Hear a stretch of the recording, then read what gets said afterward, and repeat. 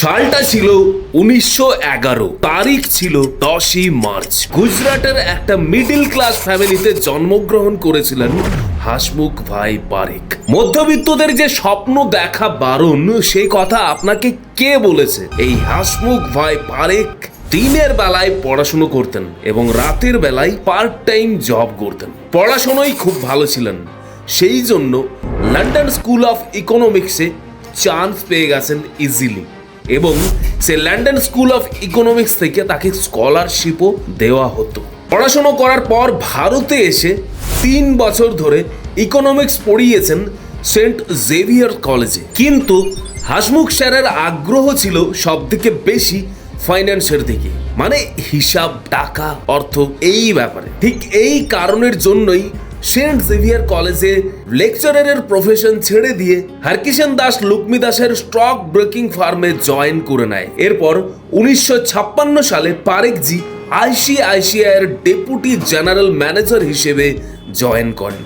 16 বছর পর এই হাসমুখজি 1972 সালে আইসিআইসিআই ব্যাংকের চেয়ারম্যান এবং ম্যানেজিং ডিরেক্টর হিসেবে নিযুক্ত হন। সেই সময়ে আমাদের দেশের ব্যাংকগুলো বড় বড় ব্যবসাদার এবং বড় চাকুরিজীবীদের শুধুমাত্র লোন দিত, কিন্তু সাধারণ মানুষকে কোনো লোন দিত না। ভারতে এমন কোনো সিস্টেমই থাকেনি যেখানে সাধারণ মানুষকে খুব সহজেই হোম লোন দেওয়া যাবে। মানে ধরুন, আমার আপনার মতোই মধ্যবিত্ত মানুষেরা যদি নিজের টাকায় কোনো বাড়ি তৈরি করতে চায়, তারা পারবে না, কারণ তাদের কাছে টাকা নেই। তাদের কাছে টাকা আসবার জন্য তাদেরকে লোন নিতে হবে, আর ঠিক সেই কারণের জন্য সেই সময় হোম লোনের কোনো ব্যবস্থা থাকেনি। সাধারণ মানুষের এই সমস্যাটি নিয়ে গভীরভাবে চিন্তা করেছিলেন হাসমুখ ভাই পারেখ, এবং ঠিক এই কারণের জন্যই 1976 সালে আইসিআইসিআই ব্যাংক থেকে রিটায়ারমেন্ট নিয়ে এই প্রজেক্টের ওপরে কাজ করতে শুরু করেন। এরপর সেই সময়ে finance secretary doctor Manmohan Singh এর সঙ্গে তিনি এই প্রজেক্ট নিয়ে গভীরভাবে আলোচনা করেছিলেন, এবং তার যে এই প্ল্যানিং, সেই প্ল্যানিং তিনি বুঝিয়েছিলেন, কিন্তু সরকার থেকে কোনো সাপোর্ট পাননি। এবং মনমোহন সিং বলেছিলেন, এই প্রজেক্ট একেবারেই নতুন, ভারতবর্ষের সাধারণ মানুষের জন্য রিস্ক আছে, এই প্রজেক্ট করলে তো সাকসেস নাও হতে পারে। তখন হাসমুখ ভাই পারেখকে কোনো দিক থেকে সাহায্য করতে পারেনি সরকার। হেরে যাওয়া মানেই যে একটা বিশাল বড় বোকামি হবে, সেটা তিনি বুঝতে পেরেছিলেন, এবং ঠিক এই কারণের জন্যই রিটায়ারমেন্টের 1 বছর পর, মানে 1977 সালে ভারতের বিজনেস কমিউনিটির থেকে সাহায্য নিয়ে শুরু করলেন housing development and finance corporation, মানে HDFC। পারেখজি যখন ইউএসএ ছিলেন তখন দেখেছিলেন গ্র্যাজুয়েশন কমপ্লিট করার পরেই চাকরি পেয়ে যায় খুব সহজেই, এবং চাকরি পাওয়া মাত্রই তারা প্রত্যেকেই লোন নিয়ে নিজেদের স্বপ্নের বাড়ি তৈরি করতে থাকে, এবং খুব সহজেই 20 থেকে 25 বছরের মধ্যেই তারা সেই লোন শোধও করে দেয়। এইচডিএফসির প্রথম হোম লোন, মানে দেশের প্রথম হোম লোন ছিল মাত্র 30,000 টাকা। মুম্বাইয়ের একজন ব্যক্তি ডিবি রেমেডিয়াস নিয়েছিলেন এই লোন বাড়ি তৈরি করবার জন্য।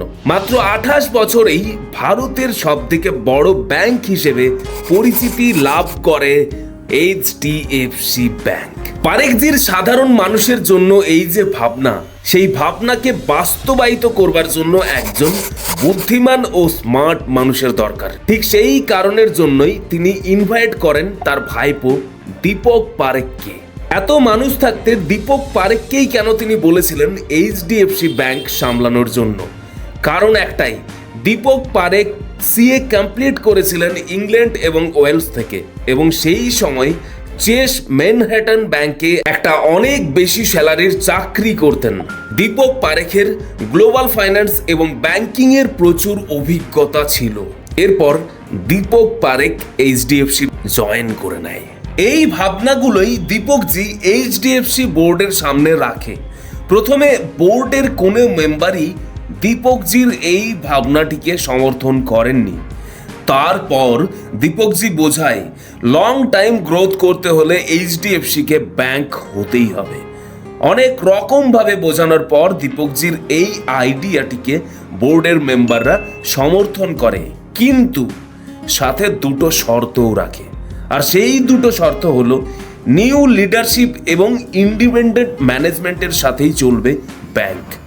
দীপক পারেখজি প্রতিদিন ফিজিক্যালি উপস্থিত থাকবে না, বরং যদি কোনো গাইডেন্সের দরকার পড়ে তখনই শুধু পারেখজি উপস্থিত থাকবে। মানে বোর্ড চেয়েছিল এমপ্লয়িরা নিজের মতো করে স্বাধীনভাবে যাতে কাজ করতে পারে ব্যাংকে। দীপকজি এরপর বলে তার জন্য গুড লিডারশিপের প্রয়োজন আছে, যে হবে পাংচুয়াল এবং বিশ্বস্ত মনের মানুষ। এই ভরসায় 1994 সালে এইচডিএফসি ব্যাংক ওপেন হয়ে যায়। ব্যাংকিং সেক্টর এবং ইন্ডিয়ান ফিনান্সিয়াল মার্কেট সামলানোর জন্য আদিত্য পুরীকে সিলেক্ট করা হয়, যিনি সেই সময় মালয়েশিয়ার সিটি ব্যাংকের সিইও ছিলেন। মালয়েশিয়ার সিটি ব্যাংক ছেড়ে ভারতের নতুন ব্যাংক এইচডিএফসিতে যোগদান করবে কোন ভরসায়, যেখানে সিটি ব্যাংকের মান্থলি স্যালারি অনেক বেশি। এটা একটা স্টার্ট আপ ব্যাংক। এই স্টার্ট আপ ব্যাংক চলবে কি চলবে না সেটারও কোনো গ্যারান্টি নেই। দীপক পারেখজি এরপর কনভিন্স করিয়ে নেয় আদিত্য পুরীকে। তারপর 1994 সালের সেপ্টেম্বর মাসে এইচডিএফসি ব্যাংকের সিইও হিসেবে নিযুক্ত হয়। কিন্তু আদিত্য পুরী তার নিজের একটা শর্ত রাখে। সেই শর্তটি হলো তার ডিসিশনের ওপরে কেউ কোনো কথা যেন না বলে। আদিত্যজি প্রথমবার যখন এইচডিএফসির ফ্লোরে যায় তখন চমকে যায়, কারণ না অফিসে কোনো ভালো এসি ছিল, না কোনো চকচকে জিনিসপত্র ছিল। মুম্বাইয়ের সেন্টোস হাউসে এইচডিএফসি ব্যাংকের অফিস শুরু হয়। এইচডিএফসি ব্যাংকের প্রথম টিমে ছিল ব্যাংক অফ আমেরিকা, ম্যারিল লিঞ্চ এবং আরবিআইয়ের টপ প্রফেসর। এদিকে 1990-এর দশকে এসবিআই, পিএনবি এবং ব্যাংক অফ বরোদা ইন্ডিয়ান ব্যাংকের আওতায় ছিল। 97% কাস্টমারের ব্যাংক অ্যাকাউন্ট এই ব্যাংকগুলোতেই থাকতো। আদিত্য পুরী এরপর কাস্টমারের সুবিধার জন্য সেভিংস অ্যাকাউন্ট এবং ফিক্সড ডিপোজিট প্রমোট করতে থাকে। এইভাবে প্রচুর কাস্টমার হওয়ার কারণে 1996 সালে 10 বিলিয়ন পেরিয়ে গিয়েছিল। এরপর মোবাইল ফোন মানুষ প্রচুর ব্যবহার করতে থাকে, আর ঠিক সেই কারণের জন্যই ব্যাংক এসএমএস এর সুবিধা দেয়। এসএমএস করলেই ব্যাংক থেকে mini statement, balance check, account স্টেটমেন্টও চলে আসছে। কাস্টমারও বাড়িতে বসে এসএমএস এর মাধ্যমেই সব কিছু যখন চেক করতে পারছে তখন তো ভালোই হয় কাস্টমারের, তাই না? 2007 সালের মধ্যে এইচডিএফসি ব্যাংক অনেক উন্নতি করে নেয়। 2008 সালে এরপর হয় গ্লোবাল ফিনান্সিয়াল ক্রাইসিস। ঠিক এই ক্রাইসিসের জন্যই ম্যারিল লিঞ্চ, লেহম্যান ব্রাদার্সের মতো ব্যাংকও অনেকটা অসুবিধার মধ্যে পড়ে। আসলে আমেরিকা তাদের হোম লোন দিতে থাকে যারা কোনোদিনও হোম লোন শোধ করবার ক্ষমতাই রাখে না। লোন তারা শোধ না করতে পারার জন্য আমেরিকার ব্যাংকগুলোর অর্থনৈতিকভাবে অনেক ক্ষতি হতে থাকে। শুধু আমেরিকাই নয়, এই কারণের জন্য সারা পৃথিবীর সমস্ত ব্যাংকই সেই সময় খুব খারাপ সময়ের মধ্যে দিয়ে যায়। এরপর ব্যাংকের ওপর রিপেমেন্টের চাপও বাড়তে থাকে। কিন্তু সারা পৃথিবীর ব্যাংকে এত সমস্যা হওয়া সত্ত্বেও এইচডিএফসি একমাত্র ব্যাংক যে একা একজন শক্তিশালী যোদ্ধার মতো দাঁড়িয়েছিল। কারণ এইচডিএফসি ব্যাংক কোনোদিনও হাই রিস্ক লোন দেয়নি কোনো কাস্টমারকে।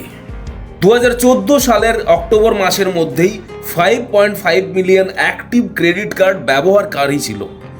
2016 সালে প্রায় 8 মিলিয়ন মানুষ এইচডিএফসির ক্রেডিট কার্ড ব্যবহার করত। 2022 সালে এইচডিএফসি লিমিটেড ও এইচডিএফসি ব্যাংক একই ছাদের নিচে এলো। এরপর এইচডিএফসির বিভিন্ন রকম কাস্টমার এইচডিএফসি ব্যাংকের ছাদের তলাতেই এক জায়গায় থাকে। তারপর আর কি, ভারতের সবথেকে বড় প্রাইভেট ব্যাংক হিসেবে চিহ্নিত হয় এইচডিএফসি, যার ব্যালেন্স শিট প্রায় 40 লাখ কোটি। আচ্ছা, এরপর আপনি কমেন্ট করে আমাকে এই ভিডিওর নিচে জানান আপনি কোন ব্যাংকের অ্যাকাউন্ট ইউজ করেন। ধন্যবাদ আপনাকে।